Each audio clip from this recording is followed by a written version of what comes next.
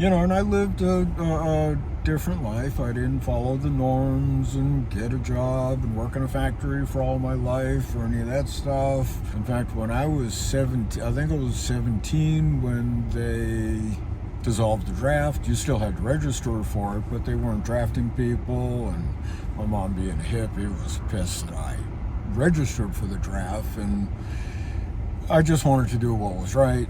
And I prayed until I was 26 that nothing broke out.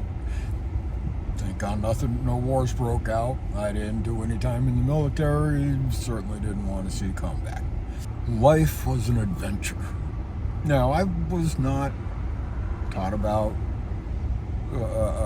savings and compound interest.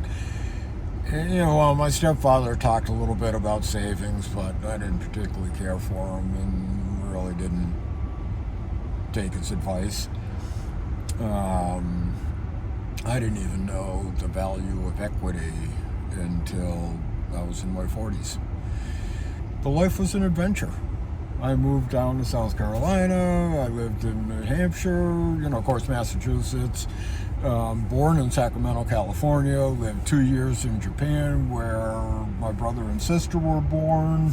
Came back here before I was 3, so no, I don't remember a lick of that adventure, but we had a dog named Ulysses that lived pretty much where all our siblings lived at different times with the different siblings.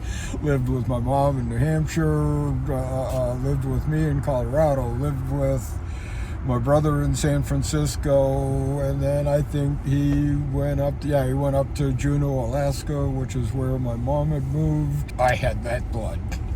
So I lived in Colorado, I lived in Southern California, I moved up to Northern California, I was back to Colorado, Southern California. That timeline might change. I'd really have to think about where I was when. But after I lived in South Carolina, and it was an entirely different landscape, geography, weather, and culture. I couldn't stand the racism. I decided, it's like, how does one rationally decide where in the country they're going to live? We have every geological environment, weather patterns, from New England with its 4 seasons and winters, and, I was down in San Diego where 70 degrees all the time. So while I don't have the traditional work background, I have the work ethic. I have the drive. I have always grown and expanded, challenged myself. I built some, I ran shops from behind the table side. So when I finished doing the traditional stuff, and I pretty much could do anything, I found a guy in Northern California building Japanese-style timber frames, and I said, I'm going to go to work for him. And I pursued him, and it took a while. He didn't know what to make of me, and later I found out that he was incredibly flattered to the way I pursued him, and I did Japanese-style timber framing for a few years. So again, nothing catastrophic happened. I got hit by. I started a kitchen and bath business in 07, and we all know what happened in 08, 09. I did an associate's degree program in architectural drafting in Colorado, and that was with the Corinthian schools, who fairly recently, I don't know, I'm getting older, it could be 5-10 years now, they got sued for their deceptive and predatory lending, lost, had to cancel a bunch of student loans, and because they lied to people.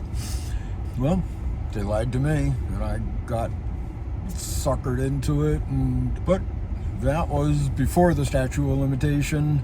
So yeah, I still have student loans from fucking forever. My student loans are now probably double what I took out.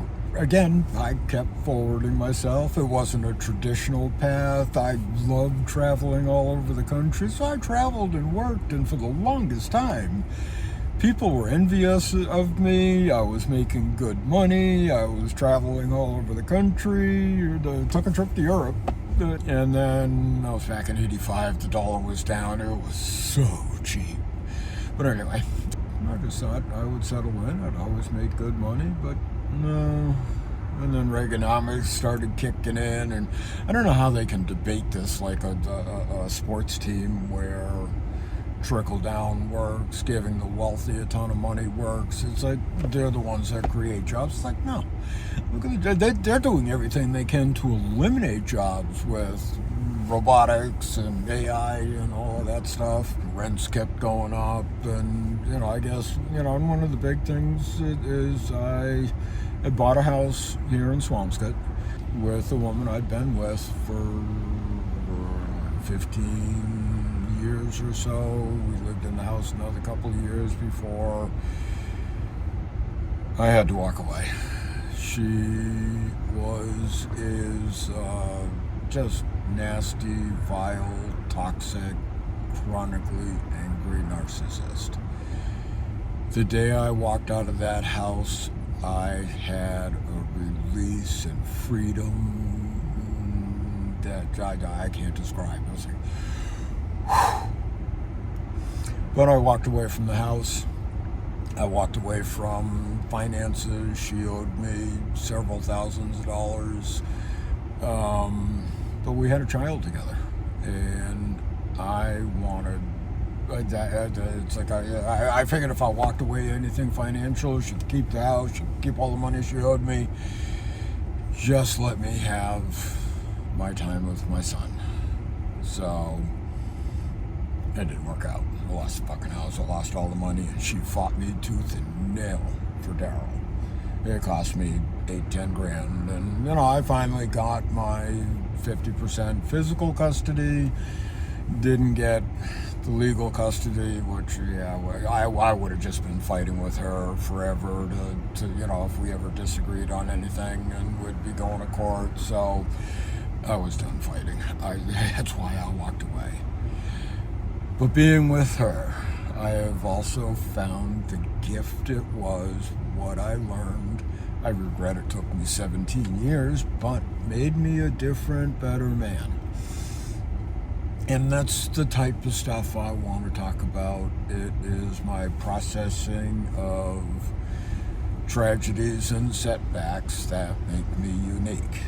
The freedom of walking out of that relationship was gold. I will be homeless to have that way of being brought back to me, or that I'm now able to have.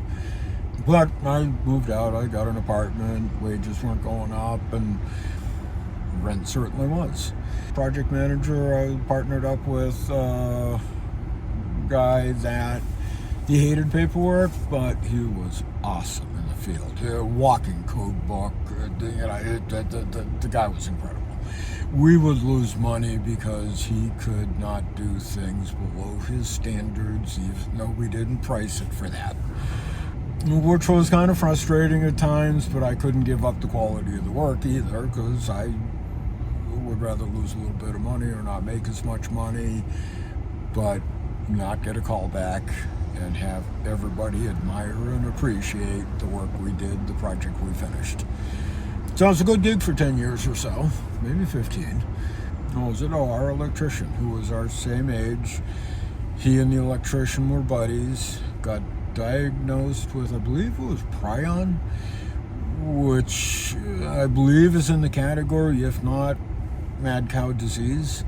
And on the inside of 3 months, he deteriorated. He went from, not being able to quite put a sentence together, to not recognizing people, to dead in 3 months.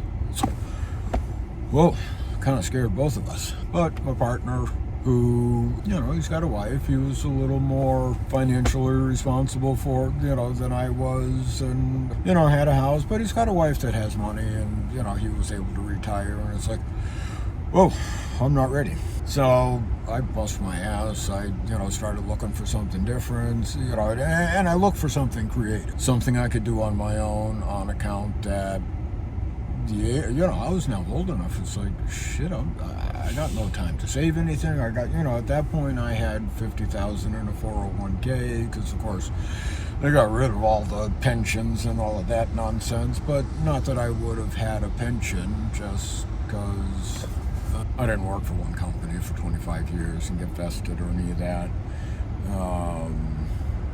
And then I got a long fucking story. I don't know if I can do this. I'm going to have to change this around a little bit. Thanks so much for joining me. Have yourself a wonderful night. You see me out and about. Give me a joy to the world. Thanks.